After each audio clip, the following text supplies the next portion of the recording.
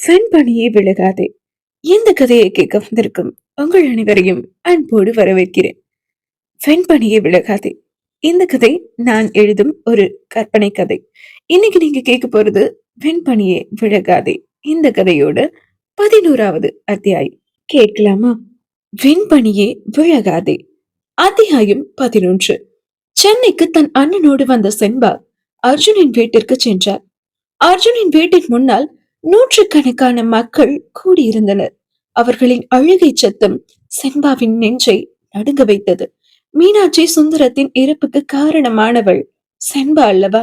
வேந்தன் அவன் காரை விட்டு இறங்கி புல்லே சொல்ல செண்பாவும் மாலதியும் தன்னோடு வராததை கவனித்த வேந்தன் செண்பாவின் பக்கத்தில் போய், பண்றதெல்லாம் பண்ணிட்டு இப்படி உட்கார்ந்துட்டு இருந்தா என்ன அர்த்தம்? இறங்கி உள்ளவா என்று செண்பாவை பார்த்து சொல்ல, செண்பாவும் அவன் அண்ணன் மற்றும் தோழியோடு அர்ஜுனின் வீட்டிற்குள் சென்றாள். அர்ஜுன் வீட்டிற்கு உள்ளே தன் தாய் தந்தையின் சடலத்திற்கு அருகே நிற்க சந்துருதான் இறுதி சடங்கிற்கான எல்லா வேலையும் பார்த்தான். சந்துருவோடு சபரி உடனிருந்தான். செண்பா மாலதி வேந்தனோடு உள்ளே வருகையில் வெளியே சபரியோடு நின்றிருந்த சந்துரு அவர்களை பார்த்து விட்டான். இவையெல்லாம் மனுஷியா இல்ல ராட்சசியா? அர்ஜுனோட அப்பா அம்மா 2 பேரையும் கொன்னுட்டு அர்ஜுன் அழுறத பார்த்து சந்தோஷப்பட்டுட்டு போகலான்னு வந்திருப்பா போல என்று வாய்விட்டே செண்பாவை திட்டியவன் அர்ஜுனின் வீட்டை நோக்கி வந்து கொண்டிருந்த அவர்கள் மூவரையும் தடுத்தான். பாதியிலேயே வேந்தன் சந்துருவை முறைத்தான். என்னடா முறைக்கிற? உன் தங்கச்சி அர்ஜுனோட அம்மாவையும் அப்பாவையும் கொன்னுட்டு இப்போ அர்ஜுன கொல்ல உன்னை தொடக்கி கூட்டிட்டு வந்தாலோ?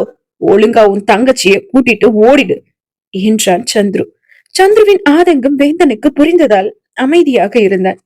சந்துரு, பிளீஸ், நான் ஒரே ஒரு தடவை என்று செண்பா ஆரம்பிக்க, பார், நீ எல்லாம் வாய திறந்து பேசவே கூடாது. அர்ஜுனுக்கு நான் எப்படியோ அதே மாதிரிதான் சரவணனும். அவனை போய் அர்ஜுன் கொன்னுட்டான்னு வாய் கூசாம போய் சொல்றியே, உன்னை எல்லாம் என்று நிறுத்தியவன், தயவு செஞ்சு இங்க இருந்து கிளம்பு பிளீஸ், உனக்கு புண்ணியமா போகும் என்று சந்துரு சொல்ல, அதற்கு மேல் செண்பா எதுவும் பேசாமல் அங்கிருந்து கிளம்பி சென்றாள். அர்ஜுனின் தாய் தந்தை சடங்குகள் எல்லாம் நல்லபடியாக நடந்து முடிந்தது. தன் தாய் தந்தையின் பிரிவை தாங்க முடியாமல் உடைந்து போனான் அர்ஜுன். அர்ஜுனோடு சந்துரு மட்டும்தான் இருந்தான். அர்ஜுனுக்கு உறவென்று சொல்லிக்கொள்ள யாருமே இல்லை. மாளிகை போன்ற வீட்டில் கட்டாந்தரையில் தன் தாய் தந்தையின் படத்திற்கு முன்னே படுத்து கிடந்த அர்ஜுனின் பக்கம் சென்றான் சந்துரு. டே மச்சா, அம்மா அப்பா தவறி 2 நாள் ஆச்சு. இப்படியே இருந்தா எப்படிடா என்று சந்துரு கேட்க, அர்ஜுனிடம் எந்த பதிலும் இல்லை. அர்ஜுனின் கண்களிலிருந்து கண்ணீர் மட்டும் வழிந்து கொண்டே இருந்தது. அர்ஜுன், புரியுதுடா, உன் மனசு எவ்வளவு கஷ்டத்துல இருக்கு, வேதனையில இருக்குன்னு எனக்கு புரியுதுடா. ஆனா நீ இப்படி இருக்கிறத அம்மாவோ அப்பாவோ விரும்புவாங்களா? எழுந்துரு அர்ஜுன், எழுந்துரு என்றான் சந்துரு. எழுந்த அர்ஜுன் கண்ணீரை துடைத்துக் கொண்டு சிகையை அழுத்த கோதியவன் தன் தாய் தந்தையின் படத்தை ஒரு கணம் பார்த்தவன் தன் எதிரே நிற்கும் நண்பனை பார்த்து, இனி அம்மாவையும் அப்பாவையும் பார்க்க முடியாதுல்லடா என்று உடைந்த குரலில் சொல்ல, மச்சான் என்று சொல்லி கண்கள் கலங்கிய சந்துரு அர்ஜுனை அணைத்துக் கொண்டான். இப்படியே 1 வாரம் சென்றது.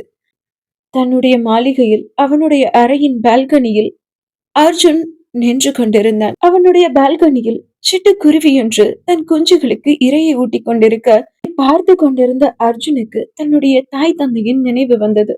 ஒரு நாள் சுந்தரத்தின் மடியில் அர்ஜுன் படுத்திருக்க மீனாட்சி அவனுக்கு உணவு ஊட்டிய பொழுதுகள் ஞாபகம் வர அவன் கண்களில் கண்ணீர் கசிந்தது.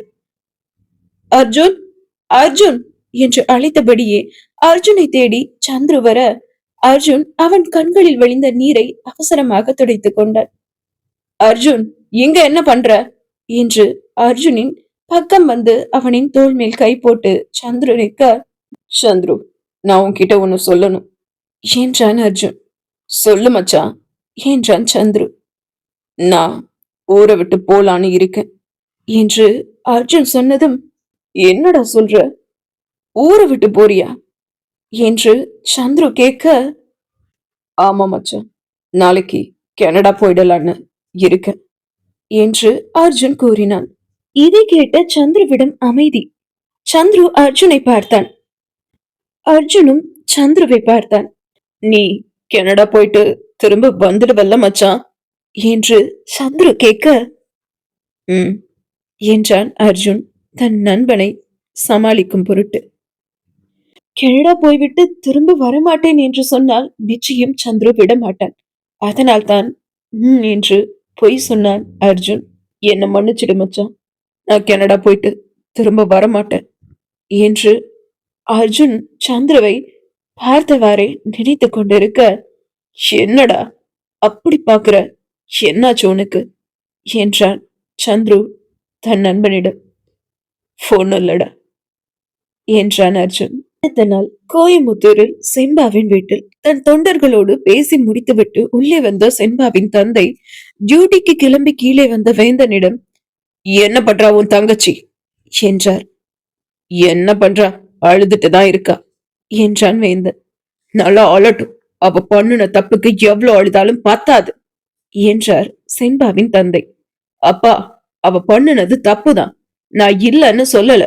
பட் அவ தெரியாம எதுவும் புரியாம பண்ணுன தப்புப்பா. அவ ரொம்ப கில்ட்டியா ஃபீல் பண்ணிட்டு ரூமுக்குள்ளேயே அடைஞ்சு கிடக்குறா. நான் எவ்வளவு சொல்லி பார்த்துட்டேன், அவ கேட்கவே மாட்டீரா. ரூமை விட்டு வெளியே வரவே மாட்டீரா. செண்பா உங்க செல்ல பொண்ணு தானே அப்பா, போங்க போய் அவகிட்ட பேசுங்க. நீங்க பேசுனா அவ சரியாகிடுவாப்பா என்று வேந்தன் சொல்ல, அப்படியெல்லாம் சரியாகணும்னு ஒன்னும் அவசியம் இல்ல. அவ பண்ணுன தப்புக்கு அவ அப்படியே கிடக்கட்டும். அவளுக்கு அம்மா இல்லைன்னு ரொம்ப செல்லம் கொடுத்தது தப்பா போச்சு என்று சொல்லிவிட்டு செண்பாவின் தந்தை கிளம்பி விட்டார். இவரு இப்படி கோவிச்சுட்டு போறாரு, அவ என்னடானா ரூமுக்குள்ள அழுதுட்டு கிடக்குறா. இந்த 2 பேர்த்துக்கு மத்தியிலையும் நான் தான் மாட்டிட்டு முழிக்கிறேன் என்று சலித்து கொண்ட வேந்தன் வரவேற்பறையின் சோபாவில் அமர்ந்து அவனுடைய வேலைகளை பார்க்க ஆரம்பித்து விட்டான். அந்த சமயம் மாலதி அங்கு வர, வரவேற்பறையில் அமர்ந்திருந்த வேந்தனிடம் மாலதி சென்று, அண்ணா செண்பா எங்க என்று கேட்க, அவ ரூம்ல என்றான் வேந்தன். ஓகேண்ணா, நான் போய் அவளை பாக்குறேன் என்று மாலதி செண்பாவை காண பதட்டமாக செல்ல, மாலதி இரு ஒரு நிமிஷம் என்றபடியே எழுந்தான் வேந்தன். செண்பாவை காண சென்ற மாலதி நின்று திரும்பியவள், சொல்லுங்கண்ணா என்றாள். ஏதாவது ப்ராப்ளமா என்றான் வேந்தன் அவளின் பதட்டத்தை பார்த்துவிட்டு. இல்லண்ணா, அப்படியெல்லாம் இல்ல என்றாள் மாலதி. ஓ ஓகே, சரி, ப்ராப்ளம் எதுவும் இல்ல, அப்புறம் ஏன் டென்ஷனா இருக்க என்று வேந்தன் கேட்க, எச்சிலை கூட்டி விழுங்கிய மாலதி, அண்ணா அர்ஜுன் இன்னைக்கு ஃபாரின் போறானா, திரும்பி வர ரொம்ப நாள் ஆகுமா என்று மாலதி சொல்ல, ஓ ஓகே என்றான் வேந்தன். மாலதி சொன்னது அறைக்குள் இருந்த செண்பாவின் காதில் விழ பதறி அடித்துக் கொண்டு வெளியில் வந்தாள் செண்பா. ஒரு வாரமாய் அறைக்குள்ளேயே கிடந்த செண்பா அர்ஜுனின் பெயரை கேட்டதும் தான் வெளியே வந்திருக்கிறாள். மாலதி, என்ன சொல்ற? அர்ஜுன் அர்ஜுன் ஃபாரின் போறானா என்று செண்பா மாலதியிடம் கேட்க, ஆமா என்றாள் மாலதி. இப்போது வேந்தனிடம் வந்த செண்பா, அண்ணா அர்ஜுன் ஃபாரின் கிளம்புறானா, பிளீஸ் அண்ணா, நான் அவனை பார்க்கணும் என்று அழுது கொண்டே சொல்ல, தப்பா நினைச்சுக்காத செண்பா, அர்ஜுன் பாவம், திரும்பவும் அவன் முன்னாடி நீ போய் நின்னு அவனை கஷ்டப்படுத்தாத என்று வேந்தன் சொல்லிவிட்டு அங்கிருந்து கிளம்பி விட்டான். தன் தமையன் இப்படி சொல்றான் என்று செண்பா எதிர்பார்க்கவில்லை. எவ்வளவு மோசமான ஒரு விஷயத்தை செய்திருக்கிறாள் செண்பா. மன்னிக்க முடியாத தவறை அல்லவா அவள் செய்திருக்கிறாள். அதை நினைக்க நினைக்க அவளுக்கு இப்பொழுதே செத்து விடலாம் போல இருந்தது. எழுது கொண்டே நின்றிருந்த செண்பாவின் பக்கத்தில் வந்தாள் மாலதி. செண்பா அழாத, வா அர்ஜுனை போய் பார்க்கலாம் என்று மாலதி சொல்ல, என்று சொல்லிவிட்டு கிளம்பி விட்டாள் செண்பா மாலதியோடு.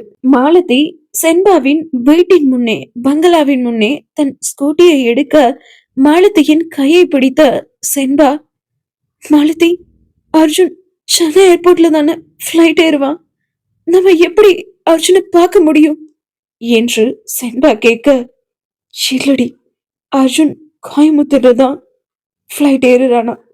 சோ அவனை நம்ம இங்க பார்க்கலாம் என்று மாலதி சொல்ல, சரிடி, இப்ப போனா நம்ம அர்ஜுன பார்த்துடலாம் தானே என்றாள் செண்பா.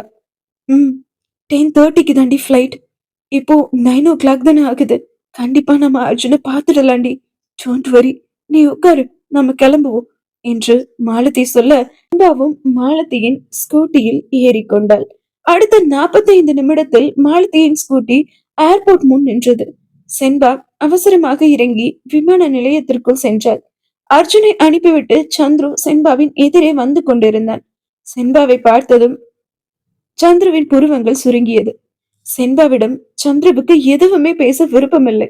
செண்பாவை கடந்து சந்துரு செல்ல, சந்துரு என்று அழைத்தாள் செண்பா. செண்பா தன்னை அழைப்பது தெரிந்தும் காது கேளாதவன் போல சந்துரு சென்று கொண்டிருக்க, சந்துரு, சந்துரு என்று அழைத்தபடியே சந்துருவின் முன் சென்று நின்றாள் செண்பா. செண்பாவை பார்த்த சந்துரு, என்ன வேணும் உனக்கு என்றான் கோபத்தோடு. எனக்கு அர்ஜுனை பார்க்கணும் என்றாள் செண்பா. எதுக்கு? அர்ஜுன் கிட்ட நீ என்ன பேச போற? அவனை எதுக்கு நீ பார்க்கணும்னு நினைக்கிற என்று சந்துரு கேட்க, அர்ஜுன் கிட்ட சாரி சாரி கேட்கணும் என்று செண்பா சொல்ல, எது சாரியா? உன் சாரிய தூக்கி குப்பையில போடு. ஆவதும் பெண்ணாலே அழிவதும் பெண்ணாலேன்னு சும்மாவா சொன்னாங்க? ஒரு குடும்பத்தையே அழிச்சுட்டியேடி. இனி நீ சந்தோஷமாயிரு. அர்ஜுன் ஃபாரின் போயிட்டான். அவனை ஊரை விட்டே சொன்னது போலவே துரத்திட்டியேடி. அவன் ஊரை விட்டு போறதுக்கு ஒரே காரணம் நீ மட்டும்தான். உன் முகத்தை பார்க்க பிடிக்காம தான் அவன் ஊரை விட்டு போயிட்டான். இனி நீ சந்தோஷமாயிருமா? சந்தோஷமாயிரு. ஓ, போய் உன் ஃப்ரெண்டு மாலதி கூட சேர்ந்து இன்னும் எந்த குடும்பத்தை அழிக்கலான்னு பிளான் போடு என்று சொல்லிவிட்டு சந்துரு அங்கிருந்து நகர்ந்து சென்று விட, மாலதி செண்பாவை தேடி உள்ளே வர, அப்போது எதிரே சந்துருவை பார்த்தவள், மாமா என்று சந்துருவை அழைக்க நின்ற சந்துரு, இனி மாமா கீமான்னு பக்கத்துல வந்த செருப்பு பிஞ்சிடும். எத்தனை தடவை உன்கிட்ட கேட்டேன், செண்பாவுக்கு அர்ஜுன் மேல என்ன கோபம்னு. என்கிட்ட நீ சொல்லி இருந்தா இந்த பிரச்சனையை இவ்வளவு தூரம் வரவிடாம செஞ்சிருக்கலாமே. அர்ஜுனோட அப்பா அம்மாவை காப்பாத்தி இருக்கலாமே. அர்ஜுனோட அம்மா அப்பா செத்ததுக்கு நீயும் ஒரு காரணம் தாண்டி என்று சொல்ல, சாரி மாமா, உண்மை என்னன்னு தெரியாம என்று மாலதி சொல்ல, இப்போ மட்டும் உங்களுக்கு எல்லா உண்மையும் தெரிஞ்சிருச்சு அப்படிதானே என்று சந்துரு கேட்க, ஆமா, சபரிதான் எல்லாத்தையும் சொன்னா என்ற மாலதியிடம், என்ன சொல்ற நீ? நீயும் உன் ஃப்ரெண்டும் சேர்ந்து புது கதை ஏதாவது எழுத பிளான் பண்ணி இருக்கீங்களா என்று சந்துரு கேட்க, ஐயோ இல்ல மாமா, அர்ஜுன் அப்பா அம்மா இருந்து 2 நாள் கழிச்சு சபரி செண்பாவை பார்க்க வந்தான். அப்போ அவன் செண்பா கிட்ட, செண்பா அர்ஜுன் போன்ல இருந்து மெசேஜ் சரவணனுக்கும் மலருக்கும் அனுப்புனது நான் தான். மலரை நான் ரொம்ப லவ் பண்ணேன். ஆனா என்ன அவ திரும்பி பார்க்கவே இல்லை.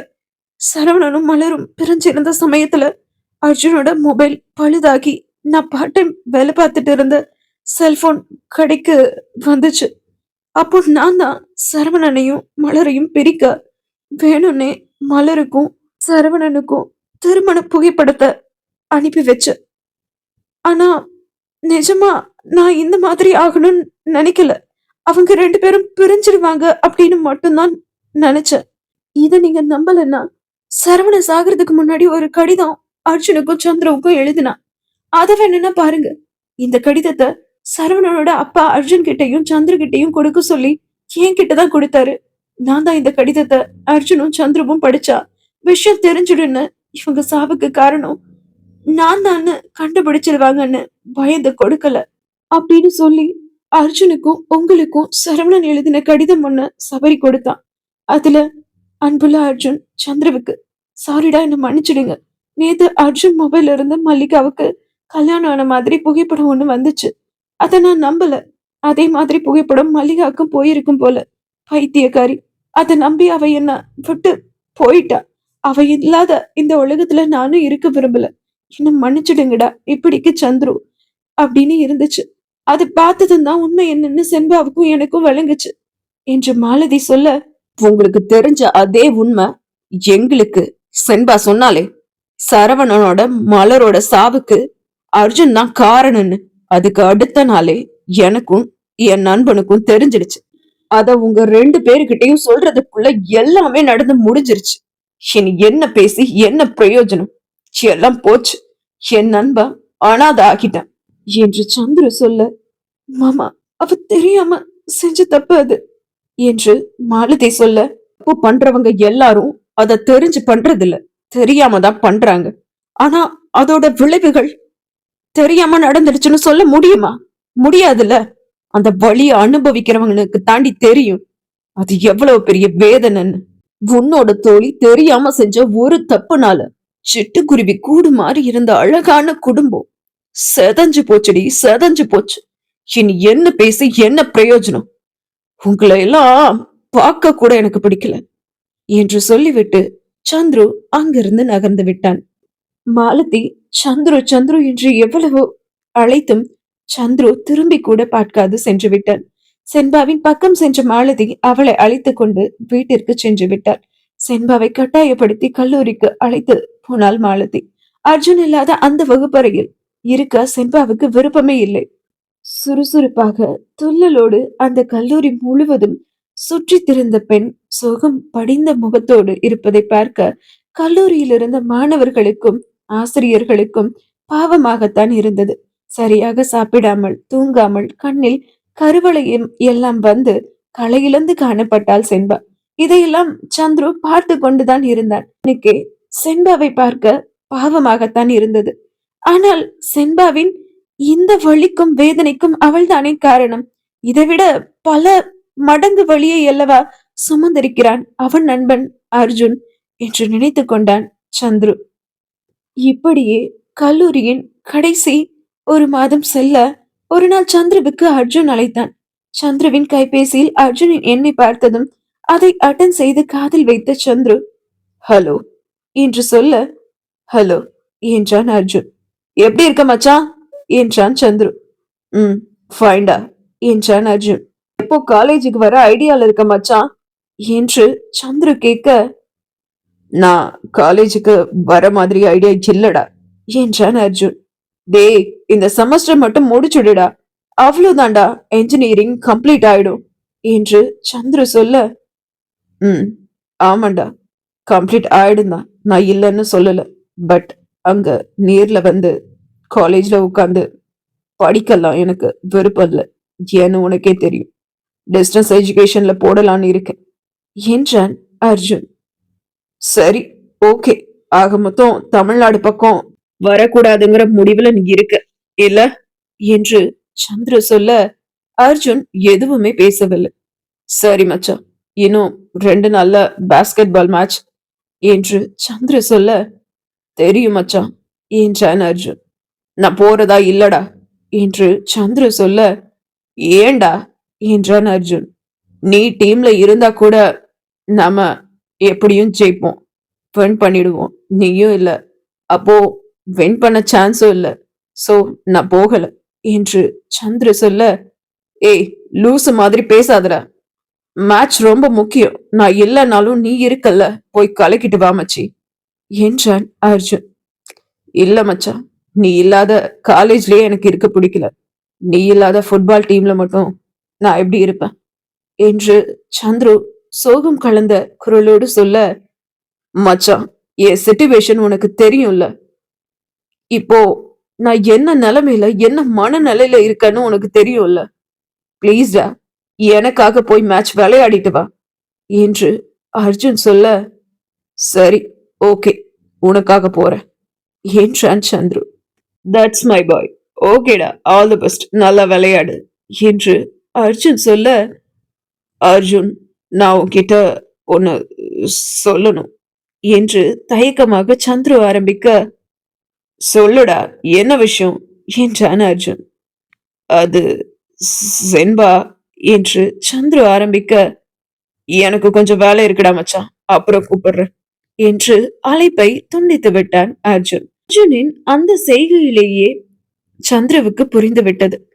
அர்ஜுன் சென்பாவின் மேல் எவ்வளவு வருத்தத்தில் இருக்கிறான் என்று.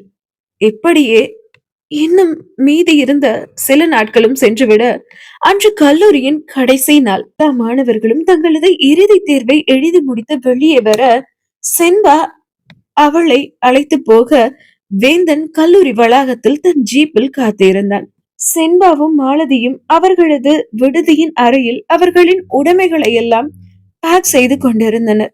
பேக் செய்து முடித்த மாலதி, சென்பா என்று சென்பாவை அழைத்தாள்.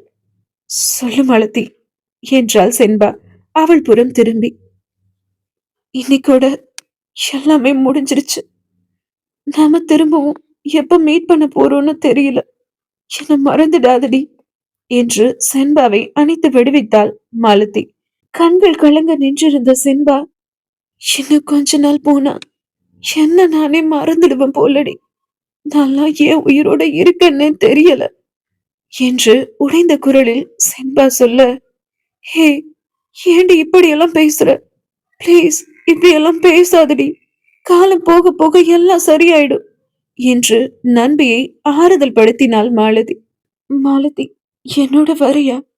ஆடிட்டோரியம், நம்ம கேண்டீன், அதுக்கப்புறம் நம்ம கிளாஸ் ரூம், அப்புறம் அந்த மரத்தடி, அப்புறம் அந்த ஸ்டோன் பெஞ்ச், எல்லா பக்கமும் ஒரு முறை போயிட்டு வருவோம் என்று சென்பா மாலதியிடம் சொல்ல, ஏண்டி என்ன ஆச்சு என்று கேட்டாள் மாலதி. இந்த காலேஜ்ல எந்த இடத்துல பார்த்தாலும் இப்போ அர்ஜுன் மட்டும்தான் என் கண்ணுக்கு தெரியற. கடைசியா இந்த காலேஜ்ல ஒரே ஒரு முறை நான் அவனோட நின்னு பேசின, அவனோட சண்டை போட்ட, அவனை கோபமா பார்த்த, அவன்கிட்ட பேசணும்னு துடிச்ச அந்த இடத்துல எல்லாம் போய் நின்னு ஒரு நிமிஷம் நின்னு வரணும்னு தோணுதுடி. ப்ளீஸ் என் கூட வாயேன் என்று சென்பா அழைக்க, ஏ இது சரி, ஓகேவா, நம்ம போவோம் என்று மாலதி தன்னுடைய உடைமைகளையும் சென்பாவின் உடைமைகளையும் எடுத்து வந்து விடுதியின் வெளியில் வைத்துவிட்டு சென்பாவோடு அவள் அழைத்த இடங்களுக்கெல்லாம் சென்றாள். அந்த கல்லூரியின் ஆடிட்டோரியத்திற்கு செல்ல வேண்டும் என்றால் பிரின்சிபலின் அறையை தாண்டித்தான் செல்ல வேண்டும். சென்பாவும் மாலதியும் பிரின்சிபல் அறையை கடக்கும் நேரம் அர்ஜுனின் குரல் சென்பாவின் காதில் விழ அப்படியே உறைந்து நின்று விட்டாள் சென்பா. அர்ஜுனின் குரல் மாலதியின் காதிலும் விழுந்தது.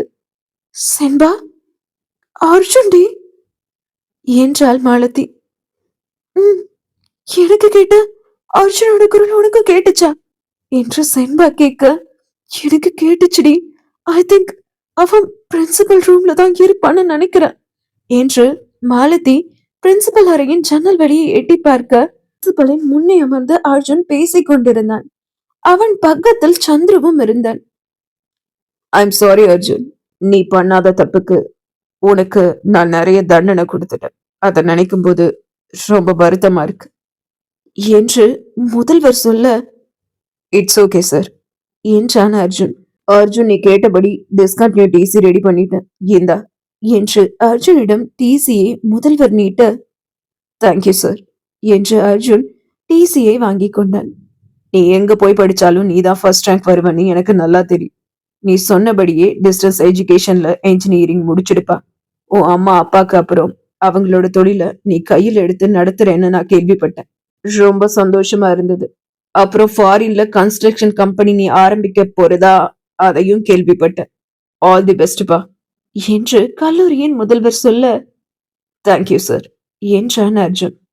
சார், அவன் கன்ஸ்ட்ரக்ஷன் கம்பெனி ஆரம்பிக்க போறது மட்டும் இல்ல, என்னையும் அவன் கம்பெனில ஒரு பார்ட்னரா சேர்த்து இருக்கான் என்று சந்துரு சொல்ல, அப்போ கவர்மெண்ட் வேலைக்கு போற உன்னோட பிளான் என்னாச்சு என்றார் முதல்வர். அந்த பிளான் எல்லாம் 3 மாசத்துக்கு முன்னாடியே கேன்சல் ஆயிடுச்சு சார் என்றான் சந்துரு.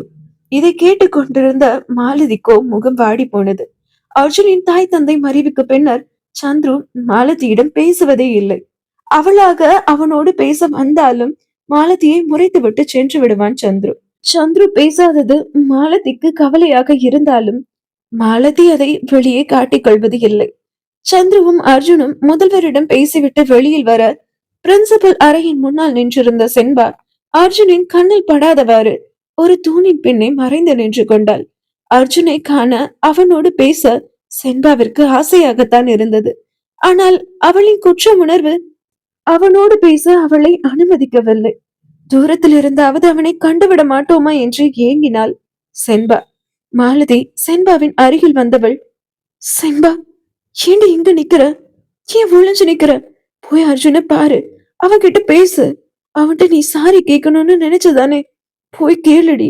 அவனை திரும்பவும் இனி எப்ப பாப்போன்னு தெரியாது, போய் பேசுடி என்று மாலதி சொல்ல, சில்லடி, அர்ஜுன பாக்குற சக்தி எனக்கு இல்ல.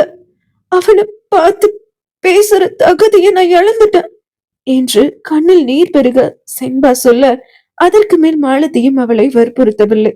மாலதியை அழைத்து போக அவளின் தந்தை வந்திருக்க மாலதி அவள் தந்தையோடு கிளம்பிவிட்டாள். அர்ஜுனும் சந்திரவோடு கிளம்பிவிட வேந்தனோடு செண்பாவும் புறப்பட்டு விட்டாள். இனி என்னவெல்லாம் நடக்கும் இந்த கதையில் என்பதை அடுத்த அத்தியாயத்தில் பார்ப்போம் மக்களே. நன்றி.